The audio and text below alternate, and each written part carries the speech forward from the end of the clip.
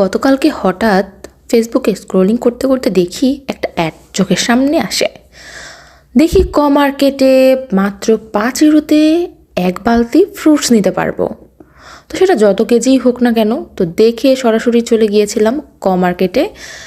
এসে দেখলাম 4 রকমের ফ্রুটস নিতে পারবো, ওরা আগেই সিলেক্ট করে রেখেছে এই 4 রকমের ফ্রুটস, আর বালতিও দিয়ে দিয়েছে। তো ওই ফ্রুটসের সাথে বালতি ফ্রি। তো এই বালতিতে ভরে সবাই যে যার ইচ্ছা মতো পছন্দ অনুযায়ী ফ্রুটসগুলো কিনে নিয়েছে, আমরাও নিয়েছি।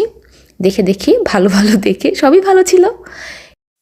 আর এই 4 ধরনের ফ্রুটসের মধ্যে আপেল ছিল, 2 ধরনের মালটা ছিল, তারপর হচ্ছে লেবু ছিল। তো বাসায় নিয়ে এসে আবার মেপে দেখলাম কত কেজি হয়েছে আসলে।